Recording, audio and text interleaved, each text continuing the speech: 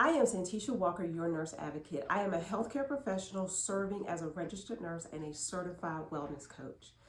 Today, I would like to discuss support systems and why they matter. I will be specifically referring to the unfortunate situation we heard about this past week in the news with a baby's head being decapitated during the birthing process. So the baby's shoulders became stuck during the birthing process and experienced something was called shoulder dystocia. The doctor applied a severe amount of pressure to the baby's head and it actually detached the baby's head from its shoulders. Now, due to these complications, the mother and the father requested a C-section, but their request was denied. After 3 hours, the doctor ordered an emergency C-section, and at this point, the fetal monitor did not even detect a heartbeat. During the C-section, the body and the limbs were removed from the mother, but the head had to be delivered vaginally. They tried to cover what happened up by placing the baby's head on its shoulders, wrapping it tightly in a blanket, and discouraging the family from even holding their baby. They also discouraged them from getting an autopsy, and they encouraged cremation. Now, it wasn't until later when they actually heard from the funeral home that they had discovered what had occurred during the birthing process. This is such a horrible situation. It's very unfortunate. Although it is a tragedy, I feel it is important to look at this from an advocacy perspective. Okay, my call to action is to always try to make sure you have someone with you who is knowledgeable enough about your medical situation to be able to speak up for you, whether you are at a doctor's appointment, you are admitted in the hospital, pre or post surgical procedures, or whatever the case may be. Okay, any kind of medical situation. Now, you of course would have to legally appoint them as someone who can have access to your medical records.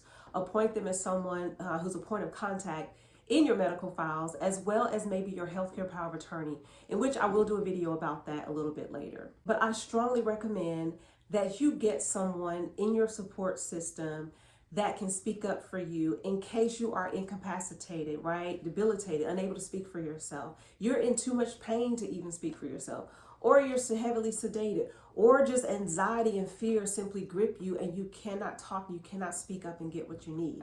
You know, someone should be present with you to instruct the medical team on what to do in your final days of being here, or how to even legally proceed with your medical situation. And notice I said legally proceed, which means make sure they are someone who understands your situation enough to be able to navigate through the hurdles in healthcare. So this is not to say that the baby's mother and father did not speak up. In fact, they asked for a C-section due to the complications that had occurred. This is also not to say that they just went with the flow of the medical team. We really don't know what happened. What I am saying is be proactive. Always have someone with you present, if at all possible, in the room that holds weight, right? Someone who can actually quickly act on your behalf. And when I say hold weight, I mean someone who can inform the staff that they are aware of the procedures and processes and treatments and legalities regarding your medical situation. They're watching them, they're holding them accountable. This could be a family member, this could be a friend, this could be a neighbor, someone who's a healthcare professional, could be a midwife, could be a doula.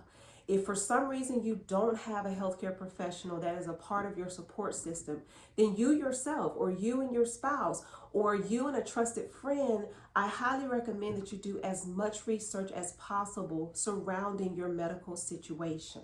Now, we know medical emergencies can occur. That's life. It's gonna happen. But if you are as knowledgeable as possible about your medical situation before that medical emergency occurs, then you're at a higher advantage of being able to really advocate for your concerns. So what I'm driving home here is, as best as you can, connect with someone, put them on your team who can actually hold your medical team accountable to providing safe care. And then at that point, you've done the best that you can do, right? The next step is to simply pray about your medical condition, pray over the medical situation, and pray for your medical care team. Again, the situation that occurred in the Georgia hospital is so unfortunate, and I pray that the family really gets the justice that they deserve. Remember, knowing how to advocate for yourself is actually going to lead to better health outcomes and a higher quality of life because you're able to make well-informed decisions. As you know, my goal is to arm you with the necessary tools that you need to be able to effectively communicate with your doctors, your nurses, and anyone else on your care team. to help you prepare to better advocate and to gain confidence as you speak with your care team. There are resources that are available on demand for you to access whenever needed. On this channel's homepage, there's a link in the banner entitled Health Advocacy eBook and Guide, or you can visit santishawalker.com/books to access that Health Advocacy eBook and Guide. Now, I want you to take responsibility and I want you to affirm to yourself, I am learning to seek out a support system for my health. Then prepare, plan, and execute. Be sure you stay tuned and be sure you subscribe to this channel so you can be notified when new videos are being released. There's a lot more information coming. Let's continue to gain clarity. Let's continue to learn how to confidently advocate for our own health and wellness. I believe you can do it. Stay well. Until next time. Bye-bye.